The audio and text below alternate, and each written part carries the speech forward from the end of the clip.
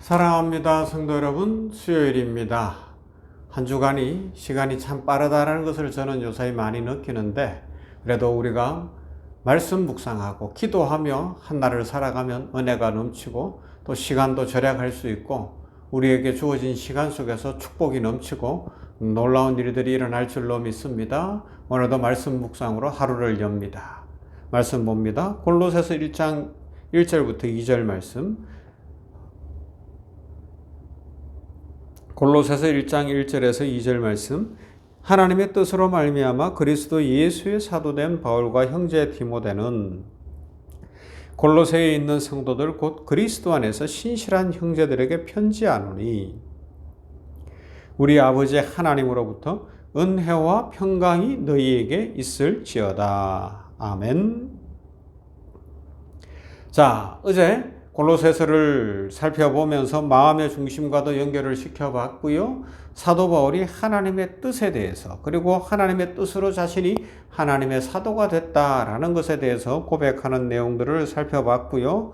오늘은 이제 2절에 보면 골로새에 있는 성도들을 향하여 뭐라고 이야기하는가를 살펴보는 것이 유익합니다.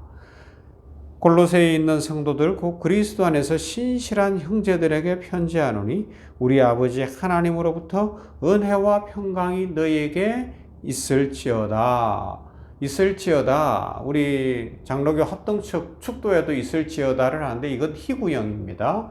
그래서 이렇게 있기를 내가 간구합니다 라는 고어적 표현인데 명령형이 아니에요. 희구형인데 이 표현이 명령형으로 보여서 마치 우리 목사들이 명령하는 것처럼 그렇게 느끼면 안 되고요. 하나님 앞에 그렇게 사도 바울이 했던 것처럼 희구형으로 모두에게 있을지어다. 그렇게 간절히 하나님 앞에 간구하는 것이죠. 간절히 축원합니다. 간절히 간구합니다. 간절히 빕니다. 그런 의미들을 가지고 있습니다. 자, 아무튼 다시 돌아와서 본문으로 사도 바울은 골로새 교회의 성도들을 향해서 그리스도 안에서 신실한 형제들이라고 부르고 있어요.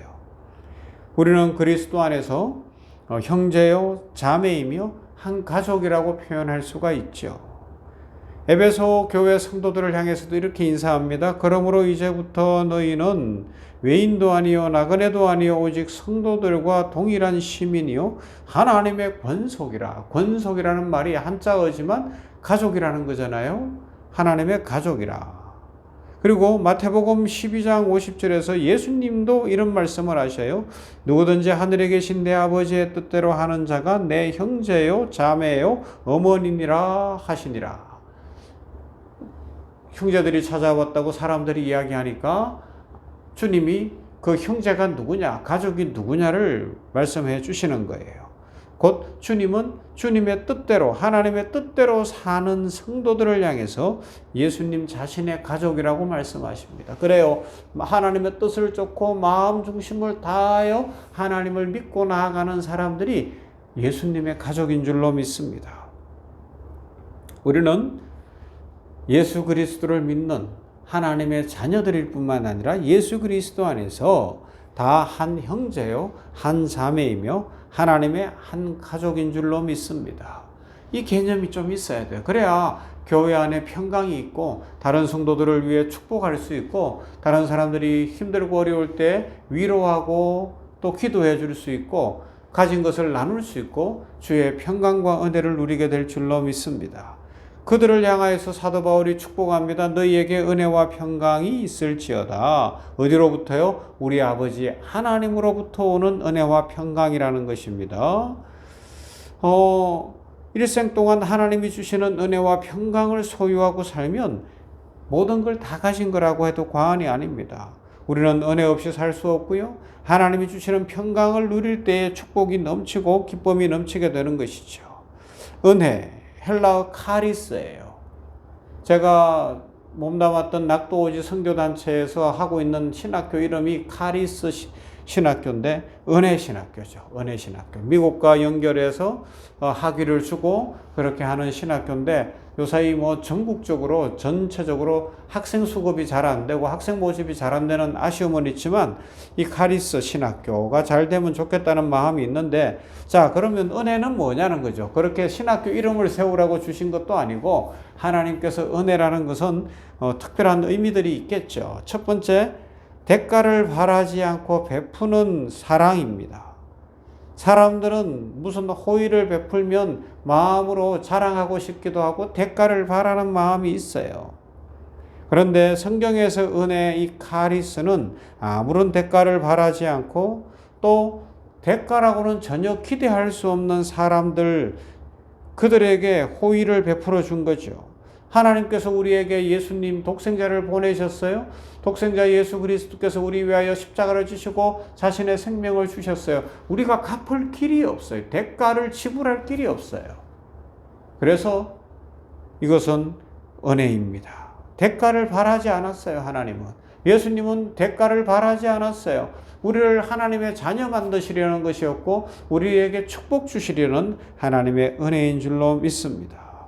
하나님께서 우리를 구원하실 때 우리에게 무슨 대가를 원하신 것이 아니라 우리를 자녀 삼으셔서 하나님의 축복 속에서 살아가도록 하시기 위함이 1차적인 거예요. 그래서 신앙생활, 기독교 신앙생활은 일을 하는 것이 중요한 것이 아니라 우리의 존재 가치를 알고 하나님 앞에서 내가 어떤 존재인지를 알아 하나님을 섬기며 하나님을 아빠 아버지라 부르며 하나님을 믿으며 살아가는 것, 이것이 가장 소중한 일입니다. 그리고 두 번째는 기대했던 것과 전혀 다른, 그리고 더 크고 놀랍게 베풀어주는 축복이요 사랑입니다. 우리는 상상할 수가 없었어요. 하나님이 우리에게 독생자를 주신다? 예수님이 이 땅에 오셔서 십자가를 지신다? 우리 인간의 계획으로는 일어날 수가 없는 일입니다. 어린아이들이 어릴 때 집에서 놀다가 제자리를 저지르잖아요. 그러면 막 엄마한테 혼날 것 같은데 엄마는 어떻게 해요? 혹시 위험한 물건 들이거나 이럴 때는 아이부터 살피는 거예요. 어디야 다친 데 없는가? 다친 데 없는가? 그리고 놀란 마음을 쓸어내려 주는 거죠. 꼭 안아주는 거예요. 그리고 이야기하죠. 안 다쳤으니 됐다. 그런데 이건 위험한 물건이고 이렇게 하면 안 된다. 다음부터는 이런 것 갖고 하지 말아라. 그렇게 이야기하는 거죠. 막 놀랄 줄 알았고 막 크게 혼날 줄 알았는데 혼나는 게 먼저가 아니라 어디 안 다쳤는지 살펴주시는 것이 먼저더라는 겁니다. 세 번째는요, 카리스는 사람들에게 참 기쁨과 즐거움을 주는 거예요. 하나님의 은혜가 임하는 곳에는 기쁨이 있어요. 하나님의 은혜가 임하는 곳에는 즐거움이 있어요. 세상 사람들이 즐거움을 찾고 기쁨을 찾고 있잖아요. 막 쾌락을 찾고 있잖아요. 좀 더 쾌락을 찾다 보니 마약을 비롯하여 중독과 뭐 온갖 죄악과 범죄들 막 그런 것들이 넘쳐나는데 SNS를 통해서도 그렇고 하나님께서 우리에게 주시는 이 기쁨이라는 건 원천의 기쁨이고 진정한 축복이고 진정으로 우리를 복되게 하는 것인 줄로 믿습니다. 그래서 우리가 은혜를 받으면요, 주변 사람들도 기뻐지는 거예요. 아내가 은혜 받으면 남편이 기쁘고, 남편이 은혜 받으면 아내가 기쁘고, 부모님이 은혜 받으면 자녀들이 기쁘고, 자녀들이 은혜 받으면 부모님들이 기쁘고, 직장 동료가 은혜 받으면 다른 동료가 기쁘고, 이게 은혜의 파급 효과요. 은혜가 주는 순기능이라고 할 수가 있을 것입니다. 반면에 인상 쓰고 다니고 늘 싸우려 들고 불평불만하고 원망하고 작은 일도 감사하지 못하면 자신도 피곤하지만 주변 사람도 피곤하고 모든 것이 힘들어져요.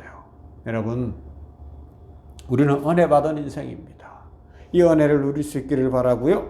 이런 사람들에게는 평강이 임합니다. 에이레네입니다. 에이레네. 샬롬이라고 히브리어로는 번역이 되어집니다. 샬롬이 있을지어다. 하나님을 만난 사람들에게 오는 기쁨입니다. 사랑입니다. 감격입니다. 싸우던 사람들이 화목하고 을사앉고 용서하는 것입니다. 이 평강이 임해야 되겠어요. 가정 안에 이제 곧 5월이 되는데 가족의 달에 가정 안에 평화가 임하고 형제들 일가 친척들 간에 평화 에이레네가 임하고 남북 간에 평화가 임하고 이 정치계에 대선을 앞두고 막 지금 이제 자기 당에서 후보를 뽑고 있으니까 이 정도지만 이제 또 대결로 정당 대 정당이 붙으면 아이고 요란해서 정신이 없을 것 같은데 좀 상생의 정치를 하면서 평화가 임하면 좋겠어요. 지금 전쟁하고 있는 나라들이 총칼을 거두어들이고 평화가 임하면 좋겠어요. 그것은 오직 하나님 주시는 평화로 기초될 때에 가능할 줄로 믿습니다.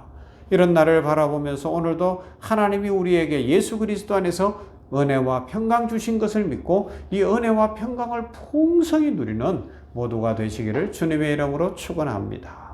사랑과 은혜가 풍성하신 하나님을 찬양합니다. 우리에게 예수 그리스도 안에서 하나님의 자녀가 되어 하나님으로부터 오는 은혜와 평강 주셨으니 감사합니다. 기대하지 못하였는데 놀랍게 임한 이 은혜, 대가 없이 우리가 갚을 길 없는데 대가 바라지 않고 임한 은혜, 참 기쁨과 행복을 주는 이 은혜를 주셨으니 우리들 이 은혜를 누리며 기쁨과 평강 가운데 살아가게 하여 주시옵시고 무엇보다 에이렌에 평강을 내려 주시옵소서. 샬롬을 허락해 주시어서 우리 각 사람의 마음에 평강이 임하게 하시고 가정에 평화가 임하게 하시고 교회와 병원과 이 사회 안에 대선을 앞둔 이 정치계 안에 남북한 간에 전쟁하고 있는 세계 곳곳에 평화가 임하게 하여 주시옵소서. 그리하여 같이 살고 같이 손붙잡고 주 예수 그리스도의 제자가 되어 하나님을 찬송하게 하여 주시옵소서. 오늘도 은혜와 평강 주실 하나님께 감사드리며 예수님 이름으로 기도하옵나이다. 아멘. 564장 예수 사랑하심은